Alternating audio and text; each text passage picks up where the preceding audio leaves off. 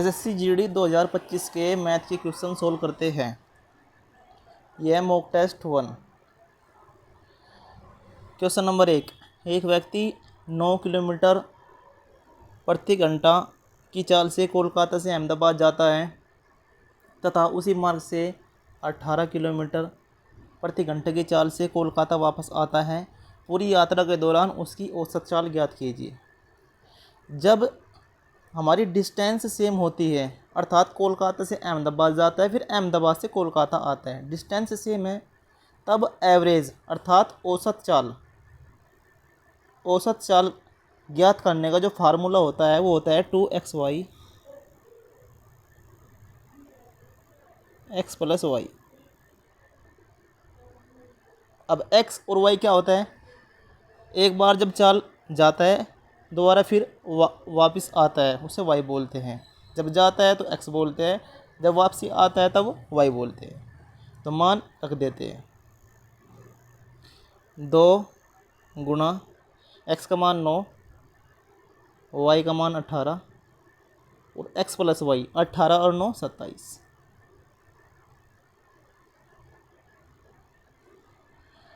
9 × 27 और 3 × 18 और 6 दूनी 12। Question number 2। 210 मीटर और 140 मीटर लंबाई वाली दो रेलगाड़ियां एक ही दिशा में क्रम से 80 किलोमीटर प्रति घंटा और 150 किलोमीटर प्रति घंटा की चाल से गतिमान है।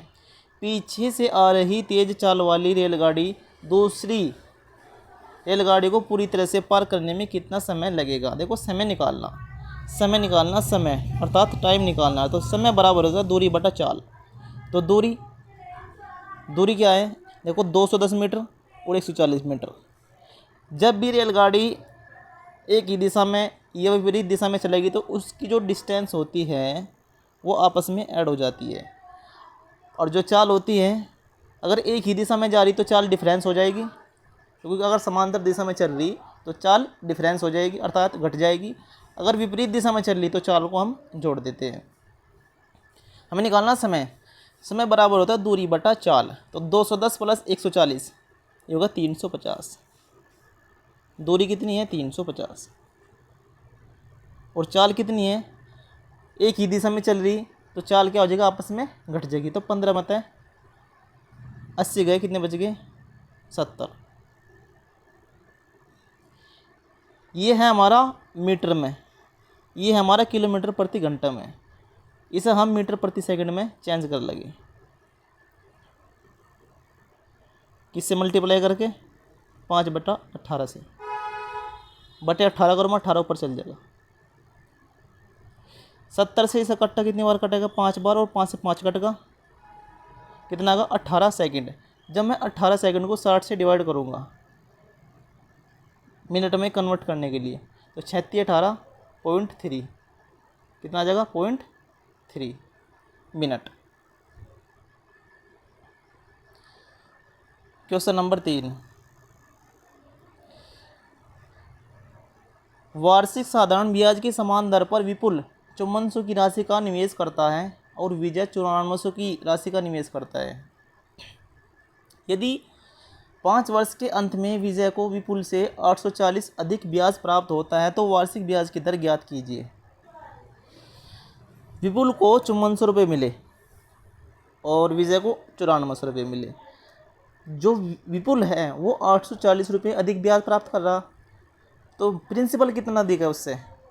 विपुल से विजय का 9400 माइनस 5400 कितना बचेगा? 4000। प्रिंसिपल अर्थात मूल राशि कितनी है? अधिक है 4000। मूल राशि 4000 रुपये अधिक है। समय से दोनों के लिए कितना है? सेम 5 साल। और दर भी दोनों के लिए बराबर है 1%। 4000 गुना 5 गुना 1% बराबर किसके होता है? परसेंटेज से 2 जीरो कट, 4 पंजे 20 अर्थात 200। ये 200 रुपये का जो ब्याज आया ये 1% के हिसाब से आया। 1% के हिसाब से 200 रुपये ब्याज आया, तो 840 रुपये अधिक ब्याज मिल रहा।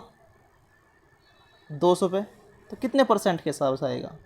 तो डिवाइड कर दो, 2 जीरो से 2 जीरो कट, सॉरी 1 जीरो से 1 जीरो कट, और 2 चौक 8, 2 दूनी 4, नीचे बचेगा 10।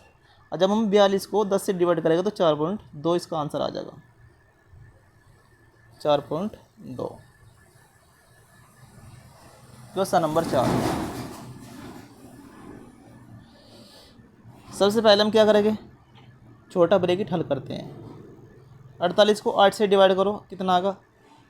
6 गुना, उसके बाद 49 को 7 से डिवाइड करो, कितना आएगा?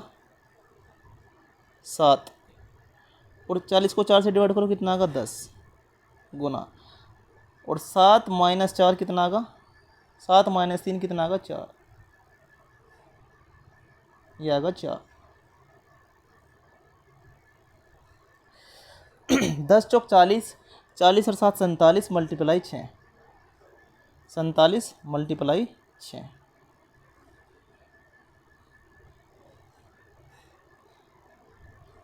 6 सते 42 हासिल 4, 6 चौक 24 और 4 28, 282।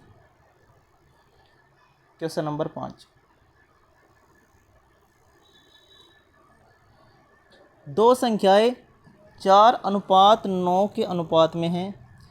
यदि उनका मध्यानुपात 24 है तो दोनों संख्याओं के बीच धनात्मक अंतर ज्ञात कीजिए। देखो, धनात्मक अंतर हमें निकालना है। 24 क्या है? मध्य अनुपात। मध्य अनुपात होता है दोनों संख्याओं की मल्टीप्लाई करके उसको रूट निकाल लेते हैं। 9 चौक 36 का रूट कितना का? 6 ही होगा मध्य अनुपात। गुना, निकालना क्या हमें निकालना धनात्मक अंतर। तो 9 में 4 गए 5, अर्थात इनका डिफरेंस निकालना 4:9 का।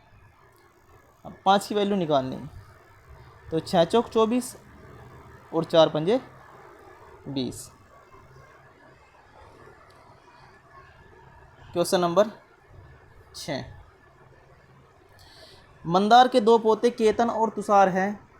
11 वर्षीय केतन को मंदार की संपत्ति से कुछ धनराशि मिलती है और 12 वर्षीय तुषार को बाकी धनराशि मिलती है, लेकिन केतन और तुषार को धनराशि तभी मिलेगी जब वे 22 वर्ष के हो जाएंगे। कितने वर्ष के हो जाएंगे? 22 वर्ष के। तब तक धनराशि बैंक में जमा रहेगी। उस पर वार्षिक रूप से चक्रवृद्धि 8% वार्षिक दर पर ब्याज मिलेगा। जब दोनों 22 वर्ष के हो जाते हैं तो उन्हें समान धनराशि मिलती है। यदि मंदार के पास कुल धनराशि 24,700 है तो मंदार ने तुषार को शुरुआत में कितनी धनराशि दी? देखो, 11 वर्षीय केतन, 11 वर्षीय केतन अनुपात और 12 वर्षीय तुषार। एज में कितना डिफरेंस है? यानी कि 1 साल। कितना? 1 साल, जो कि हम चक्रवृद्धि ब्याज में लेते हैं। जैसे कि जो रेट है वो है 8%। रेट कितनी परसेंट है? 8%। अब 8% की फ्रैक्शन वैल्यू होती है 2/25। 8% की फ्रैक्शन वैल्यू होती है 2/25। अगर केतन को 25 रुपये मिलेंगे तो तुषार को 2 रुपये अधिक अर्थात 27 रुपये मिलेंगे। ठीक। अब यही अनुपात जो मंदार है वो अपने बच्चों में बांट देगा 24,700 में। तो 24,700 बटे 25 और 22 कितना होता है? 52 गुना 27। ये मैं निकालना है। देखो, मैं इसे डिवाइड नहीं करूँगा, मुझे पता नीचे 5 और 2 7 डिजिटल सम कुछ नहीं बनना, ऊपर 7 4 11 2 13 डिजिटल सम कुछ नहीं बनना, और 7 और 2 9। ये रहा 7 और 2 9। अंकों को कितना आ रहा? 7 और 2 9, अर्थात 9 से कटने वाली संख्या हमारा आंसर होगी, मतलब कि तुषार की राशि। तो कौन सा कटता है देखते हैं। 7 5 12, 1 13 और 3 16 और 1 17, ये नहीं कटता। 7 5 12 8 20 और 1 21 और 1 22, ये नहीं कटता। 5 और 2 7 8 15 3 18, ये कटता है। 5 और 2 7 6 13, 13 2 15, ये नहीं कटता। तो आंसर कितना आएगा? 3। Question number 7।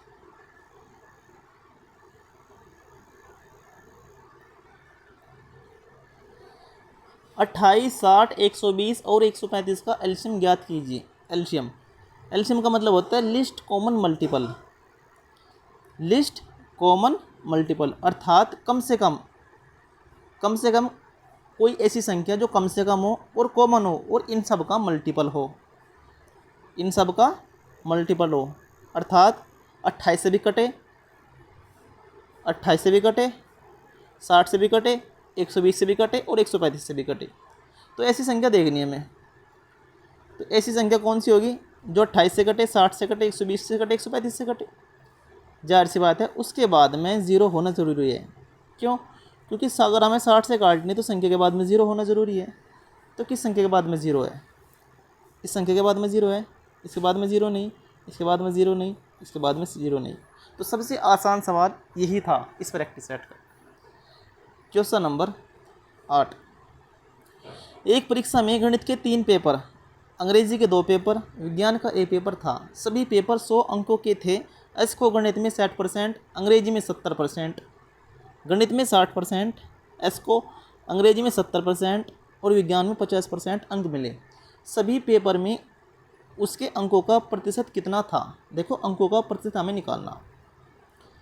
गणित के 3 पेपर, गणित के 3 पेपर, 3 × 18 180% प्लस अंग्रेजी के 2 पेपर 70 दूनी 140 140% प्लस और विज्ञान का एक पेपर, एक की जब हम 50 में मल्टीप्लाई करेंगे तो 50 × 50, ये टोटल परसेंटेज आ गई।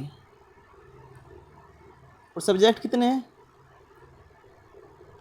सब्जेक्ट 3 पेपर 1, 2 पेपर 1, 3 और 2 5 और 1 पेपर 1, 6, टोटल 600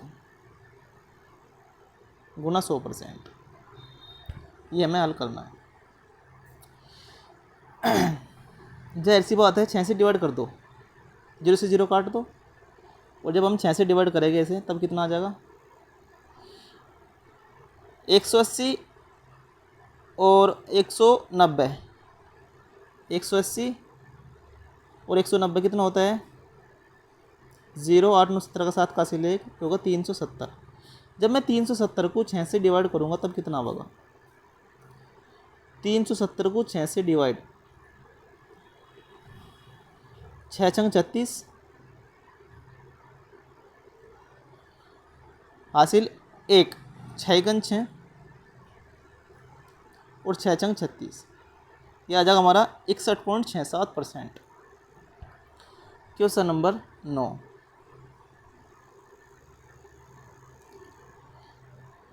एक विद्यार्थी को एक पुस्तक की खरीद पर निम्नलिखित 4 ऑफर मिल रहे थे।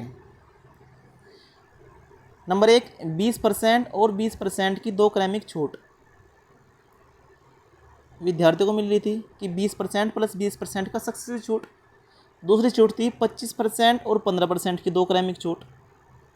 तीसरी 30% और 10% की 2 क्रमिक छूट। चौथी 5% और 35% की 2 क्रमिक छूट। तो कौन सा ऑफर विद्यार्थी को सबसे अधिक छूट प्रदान करता है? अगर हम इस सवाल को बेसिक से करने लगे तो हम इस सवाल में उलझे रह जाएंगे। हम क्या करेंगे? 20 और 20 का सक्सेस निकाल लो, फिर 25 15 का निकाल लो, फिर 30 10 का निकाल लो, फिर 5 और 35 का निकाल लो। तो इस तरीके से 5-6 मिनट ये सवाल ले जाएगा और गलत होने की संभावना ज़्यादा रहेगी। एक बात को नोट कर लो, जब भी इस टाइप का सवाल आए और सबका सम 20 + 20 इस तरीके से 40 बैठ रहा है यहाँ पर, 25 15 40 बैठ रहा है यहाँ पर, और 30 10 40 बैठ रहा है यहाँ पर, और 35 5 40 बैठ रहा है यहाँ पर। अगर इन सब का सम बराबर होता है, अगर इन सब का सम बराबर होता है तो हम संख्या का डिफरेंस लेंगे। जिस संख्या का डिफरेंस सबसे अधिक होगा वही ऑफ़र हमारे लिए सबसे अच्छा होगा, अर्थात अधिक छूट उस पर ही मिलेगी। तो डिफरेंस सबसे ज़्यादा किसके अंदर है, देखते हैं। 20 और 20 का डिफरेंस 0%, 25 और 15 का डिफरेंस कितना आएगा? 10%। 25 और 15 का डिफरेंस 10%। और 30 और 10 का डिफरेंस 20%। और 5 और 35 का डिफरेंस आएगा 30%। अर्थात सबसे ज़्यादा डिफरेंस चौथे ऑप्शन में है। यही हमारा आंसर होगा। आंसर विल बी 1 अर्थात 4th। Question number 10। दो संख्याओं का HCF 11 है, उनका योग 132 है। यदि दोनों संख्याएं 42 से बड़ी है तो दोनों संख्याओं के बीच का अंतर ज्ञात कीजिए। दो संख्याओं का HCF, माना HCF होगा 11x और 11y, क्योंकि जो 11 है वो कॉमन है। HCF हमेशा कॉमन होता है, 11x और 11y, ये हमारी संख्या होगी। और इनका जो सम दे रखा वो 132 दे रखा। ठीक, अगर मैं यहाँ से x + y की मान निकालता हूँ तो 11 कॉमन आ जाएगा। और 11 जब 132 को मैं डिवाइड करूँगा तो 11 12 132, अर्थात x + y की वैल्यू आएगी 12। तो मैं 12 के ऐसे को प्राइम अभाज्य लूँगा, सहसंयोजक गुणनखंड लूँगा जो आपस में जोड़ने पर तो 12, ठीक, और आपस में को प्राइम हो। जैसे x की वैल्यू कितनी ले ली मैंने? 7, और y की वैल्यू ले ली मैंने 5, तो 7 5 12, आपस में क्या है? को प्राइम है। और दोनों संख्या 42 से बड़ी होनी चाहिए। दोनों संख्या 42 से बड़ी होनी चाहिए। अगर मैं x का मान 7 लेता हूँ, y का मान 5 लेता हूँ, तो मैंने संख्या क्या मान रखी है? 11x और 11y। अगर मैं 11 की 7 में मल्टीप्लाई करूँ तो 11 7 77, एक संख्या तो 77 आ गई। अगर मैं 11 की 5 में मल्टीप्लाई करूँ तो 11 5 55, एक संख्या आ गई हमारी 55। 55 और 77 42 से बड़ी है और इनका ही डिफरेंस पूछ रखा है, तो 55 और 77 का डिफरेंस कितना आ जाएगा? 22। 77 - 55 22। Question number 11। 16 और 48 का तृतीय अनुपात कितना है? जब भी हम, यह है अनुपात का सवाल, इसका सवाल है अनुपात का। जब भी हम तृतीय अनुपात निकालते हैं, हमारे पास दो संख्या होगी a और b। जब भी हम इनका अनुपात निकालेंगे तो हम क्या करेंगे?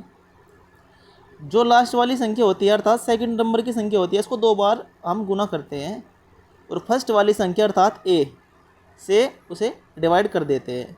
ये हमारा निकल जाएगा तृतीय अनुपात। चलो करते हैं। तो b का मान कितना है? b का मान है 48। b का मान कितना है? 48। तो 48 को 2 बार लिखेंगे, 48 × 48, और डिवाइड किससे कर देंगे? a से, अर्थात पहली संख्या से। तो पहली संख्या कितनी? 16। तो 16 थी 48 और 48 थी 144, तो 144 इसका आंसर आ जाएगा। Question number 12। उस वस्तु का क्रय मूल्य क्या है जो 8% लाभ के साथ 1566 में बेची जाती है? देखो 1566 में किसी वस्तु को बेच रहा है, अर्थात ये सेलिंग प्राइस है, और 8% लाभ, लाभ किस पर होता है? क्रय मूल्य पर। 8% की फ्रैक्शन वैल्यू होती है 2/25। अगर 8% की फ्रैक्शन वैल्यू क्या होती है? 2/25, 4 दूनी 8 और 25 चौका 100। जो संख्या नीचे होती है, जब भी लाभ होता है या हानि होती है, जो संख्या नीचे होता है वो हमारा क्रय मूल्य होता है, ठीक। और जो ऊपर होगा प्लस का वो लाभ होगा, और जो माइनस का होगा वो हानि होगी। तो क्रय मूल्य 25 रुपये है, इस पर 2 रुपये का लाभ। जब हम कोई चीज़ 25 की खरीद कर लाएंगे और उसे 2 रुपये में, अर्थात 2 रुपये के लाभ से बेचेंगे, अर्थात 27 रुपये में बेचेंगे। कितने में? 27 रुपये में। तो ये क्या होगा? हमारा सेलिंग प्राइस, अर्थात विक्रय मूल्य। ये तो हमारे विक्रय मूल्य होगा। और क्वेश्चन में विक्रय मूल्य कितना दे रखा? 1566। कितना दे रखा? 1566। क्वेश्चन में विक्रय मूल्य कितना दे रखा? 1566। यह है विक्रय मूल्य 1566, और हमारा विक्रय मूल्य कितना है? 27। और हमें क्या निकालना? क्रय मूल्य, अर्थात 25 की वैल्यू हमें निकालनी। हमें निकालनी 25 की वैल्यू। जाहिर सी बात है, जो भी ऑप्शन होगा वो 25 से कटने वाला होगा। पहली बात तो है ये, 25 से कटने वाला होगा। देखते हैं 25 से ये कटता है 420, 25 से 25 बच गए 17, नहीं कटता। 25 से 25, 25 छः 150 ये कटता है, ये भी कटता है, ये भी नहीं कटता। तो दो ऑप्शन में फंस गए, तो इसको पूरा ही कर लेते हैं। 9 से कटो,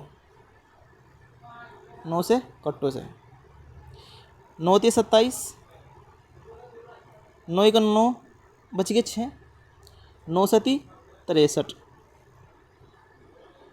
9 1 9 9 से 3 बच गए 3, 9 चौक 36। 174 की जब मैं 25 में मल्टीप्लाई करता हूँ तो 25 चौका 100, हासिल 10, 25 7 175 और 10 185, हासिल 18,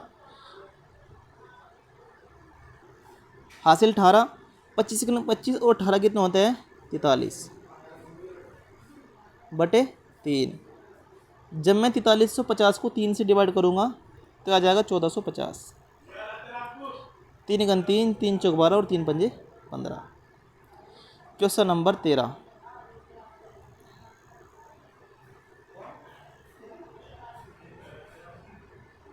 एक संख्या को पहले 15% घटाया जाता है, फिर 20% बढ़ाया जाता है। पहले 15% घटा दिया, फिर 20% बढ़ा दिया। इस प्रकार प्राप्त संख्या मूल संख्या से 78 अधिक है। तो मूल संख्या ज्ञात कीजिए। माना मूल संख्या हमारे पास है 100%। ध्यान से देखना, मूल संख्या कितनी है हमारे पास 100%। सबसे पहले हम क्या करेंगे, उसे 15% घटा देंगे। 15% घटा देंगे। अगर जब मैं 100 में से 15% घटाऊंगा तो डायरेक्ट घट जाएगा, 85% बच जाएगा। कितना बचेगा 85%। 100 में से 15% घटा दो, ये बचेगा हमारे पास 85%। ठीक, अब इसे 20% बढ़ा दो। 20% की फ्रैक्शन वैल्यू होती है, 20% की फ्रैक्शन वैल्यू होती है 1/5। जब हम 5 में 1 बढ़ा देगा तो 6/5 हो जाएगा। ये हो जाएगा 6/5। 5 को मैंने 85 से कटा, कितना का 17, और 17 6 का 102, ये होगा अब जो 102%।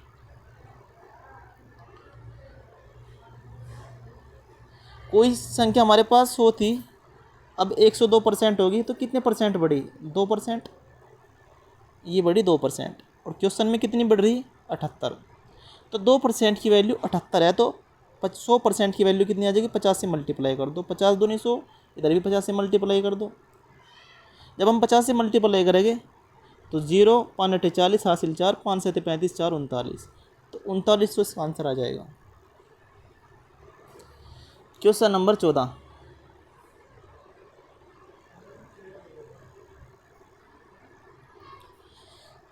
ए किसी कार्य को 32 दिन में, बी उसी कार्य को 48 दिन में पूरा कर सकता है। वे 8 दिनों तक एक साथ कार्य करते हैं, फिर एक कार्य छोड़कर चला जाते हैं, तो शेष कार्य का 60% भाग कितने दिन में पूरा होगा, ये सवाल है। जब भी हमें इस टाइप का सवाल निकालना होता है, सबसे पहले हमें बी की एफिशिएंसी और टोटल वर्क का पता होना ज़रूरी है। वो कहाँ से पता लगेगा, वो यहाँ से लगेगा पता। 32 और 48 इनका एलसीएम लेते हैं। 32 और 48 का एलसीएम क्या होगा, अगर मैं इसे 16 से काटता हूँ, 16 दूनी 32 और 16 3 48, तो 2 और 3 आपस में नहीं कटते, तो जाहिर सी बात है 48 दूनी 96 इसका एलसीएम आ जाएगा। या 32 3 96 कर देते हैं, तो 32 3 96, ए की एफिशिएंसी 3 आ गई, और 48 दूनी 94, बी की एफिशिएंसी 2 आ गई। ए की एफिशिएंसी 3 और बी की एफिशिएंसी 2। ये एफिशिएंसी क्या होती है, जब भी हम टाइम का रिवर्स लेते हैं वो एफिशिएंसी होती है। अर्थात किसी आदमी की कार्य करने की क्षमता कितनी है, उसे एफिशिएंसी बोलते हैं। जब हम टोटल वर्क को एफिशिएंसी से भाग करते हैं, अर्थात डिवाइड करते हैं, तो समय निकलता है। और जब हम टोटल वर्क को समय से डिवाइड करते हैं तो एफिशिएंसी निकलती है। अगर क्वेश्चन में ये पूछता कि दोनों मिलकर उस काम को कितने दिन में करते हैं, तो 96/5 दिन में उसे कंप्लीट कर लेते। लेकिन क्वेश्चन में ये नहीं पूछा, क्वेश्चन में पूछा है कि वे 8 दिन तक एक साथ कार्य करते, फिर एक कार्य छोड़कर चला जाता है। एक कार्य छोड़कर चला जाता है। जब दोनों काम करते हैं 8 दिन तक, जब मैं टाइम की एफिशिएंसी से मल्टीप्लाई करूँगा, तो टोटल वर्क आएगा। क्या आएगा? Total work. तो 3 और 2 5, एफिशिएंसी कितनी है दोनों की? 3 और 2 5। जब मैं 5 की 8 से मल्टीप्लाई करूँगा तो 8 पंजे 40, तो 40 कार्य वर्क तो उन्होंने कर लिया। तो 96 माइनस 40, ये डिवाइड कर दो, 96 माइनस 40, तो बचा कितना वर्क? बचा 6, 9 में 4 गए 5, बचा 56 वर्क। अब इस 56 वर्क को कौन करेगा? इसे करेगा बी। तो बी की एफिशिएंसी कितनी है? 2। और इसका भी 60% भाग, अर्थात 6/10 भाग। कराओ। ये होगा 2 दाएँ 20, मैं नीचे 20 लिख लेता हूँ। 4 पंजे 20, और 4 से इसे कटेगा तो 14 चौका 56, तो 14 छिक 84, 84/5। और 84/5 की फ्रैक्शन वैल्यू क्या होती है भिन्न में? 16 से ही 4/5, 16 पंजे 80 और 4 84। ये रहा आंसर।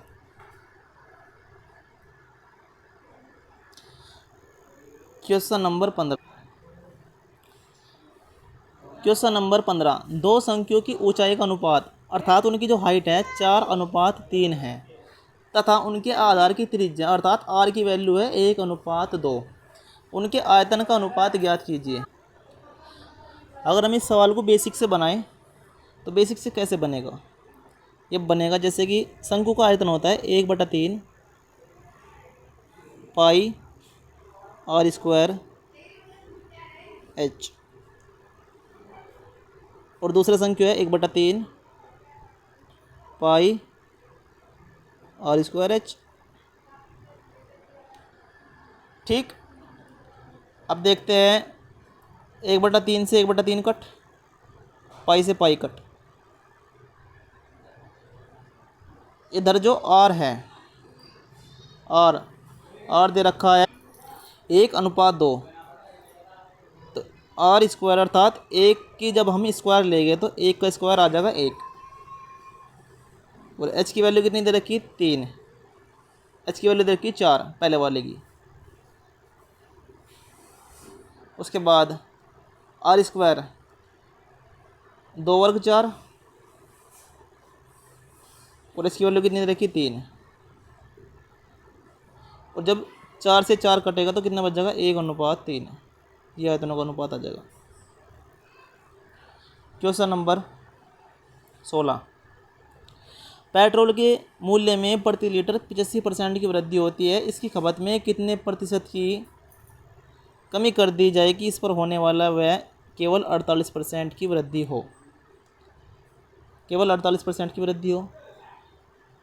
देखो, जो खपत होती है अर्थात एक्सपेंडिचर होता है प्राइस गुना कंजप्शन। एक्सपेंडिचर माने खर्चा बराबर प्राइस माने कीमत, और गुना कंजप्शन माने होता है खपत, अर्थात उपभोग बोल दो या खपत बोल दो। अब क्वेश्चन पूछा खपत, जब हमें निकालनी है खपत तो हम खर्चे को कीमत से डिवाइड कर देंगे। जाहिर सी बात है, जब आप खर्चे को कीमत से डिवाइड करेंगे तो ये पता लग जाएगी खपत कितनी कमी कर कि खपत जो है हमें कितने % कम करनी चाहिए। तो करो, एक्सपेंडिचर कितना दे रखा? एक 48% की वृद्धि हो, और मूल्य कितना दे रखा? 85% की वृद्धि। तो हमें निकालना क्या? कंजप्शन अर्थात खपत निकालनी। तो 85% और 48%, तो एक्सपेंडिचर कितना? 48%, ही हो जाएगा 148 बटे, और 85% ये है 85%, ये जगह 185%, ये जगह हमारा मूल्य। ये एक्सपेंडिचर और ये प्राइस। जब मैं एक्सपेंडिचर को प्राइस से डिवाइड करूँगा तब क्या होगा? खपत। करते हैं बराबर 37 × 111, 37 चौका 148 और 37 पंजे 185, 4/5। लेकिन हमें तो कमी करनी, हमें क्या करनी, कमी। तो 5 में से 4 घटा दो, 1 की कमी करनी, किस पर, 5 पर। तो 1/5 की फ्रैक्शन वैल्यू कितनी होती है, 20%। तो 20% की कमी करते हैं। क्वेश्चन नंबर 17, यदि समान ब्याज दर पर 2 वर्ष में साधारण ब्याज 42 तथा चक्रवृद्धि ब्याज 51, देखो समान रेट, क्या कहा इसने, समान रेट, 2 वर्ष में साधारण ब्याज 42 रुपये और चक्रवृद्धि ब्याज 51 रुपये है, तो मूलधन पूछा। हम बना लेते हैं इसका ट्री। पहले साल ब्याज कितने हैं, 21 रुपये, और दूसरे साल ब्याज भी 21 रुपये है, टोटल 42 रुपये। और इस चक्रवृद्धि ब्याज कितना, 51 रुपये। तो 42 और 9 कितना होगा, 51। ये 2 साल का चक्रवृद्धि ब्याज आएगा, 21 + 21 + 9 अर्थात 51 रुपये। हमें निकालना मूलधन। 21 रुपये पर 9 रुपये का ब्याज अर्थात 3/7, 3/7, ये मल्टीप्लाइंग फैक्टर होगा 21 का, यही हमारा मूलधन होगा। तो 21/3 और गुना 7, तो 3 × 21, 7 × 49, ये रहा हमारा प्रिंसिपल। क्वेश्चन नंबर 18, एक बेईमान दुकानदार अपने सामान को क्रय मूल्य पर बेचने का दावा करता है, हालांकि वह एक ऐसे बाट का उपयोग करता है जिसका वजन वास्तव में उस पर लिखे वजन से 40% कम है। उसका लाभ प्रतिशत ज्ञात कीजिए।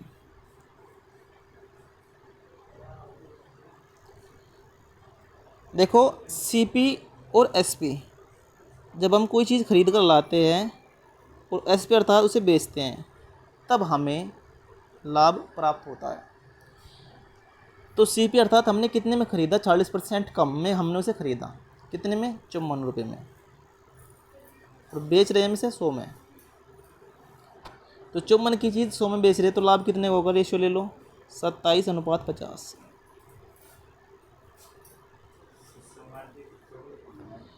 27 मतलब 50 के कितने बच गए, 10 मतलब 7 गए 3, और 4 मतलब 2 गए 2, तो 23/27 गुना में 100%, अर्थात बाद में 0 आना ज़रूरी है। तो 7 × 5 = 35 और 5 = 40, 0, ये रहा आंसर, ये रहा आंसर। 7 × 6 = 42 और 6 = 48, ये नहीं हो सकता। 7 × 7 = 49 और 10 = 59, ये नहीं हो सकता। 7 × 4 = 28 और 5 = 33, ये नहीं हो सकता। क्वेश्चन नंबर 19,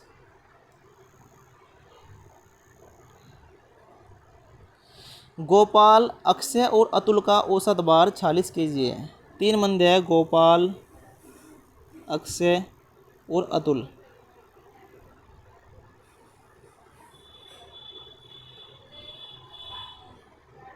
इनका औसत भार कितना है, 46 kg।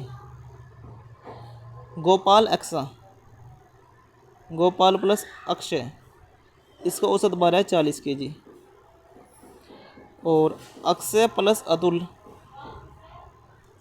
इसका औसत भार है 45 kg। तो हमें निकालना अक्षय का, किसका, अक्षय का। तो मल्टीप्लाई 3 कर दो, 3 × 18 हासिल 1, 3 × 12 1 13, 138, तीनों का आगा वजन 138। गोपाल और अक्षय का वजन आ जाएगा 40 दूनी 80, और अक्षय और अतुल का आ जाएगा 45 दूनी 90, तो 9 8 17 170। तो इनका मिक्स वजन आएगा 170। तो अक्सर एक्स्ट्रा है, तो 170 में 38, 138 घटा दो, कितना आ जाएगा, 32। ये एक्स्ट्रा घटा दो, यही हमारा अक्षय का वजन है।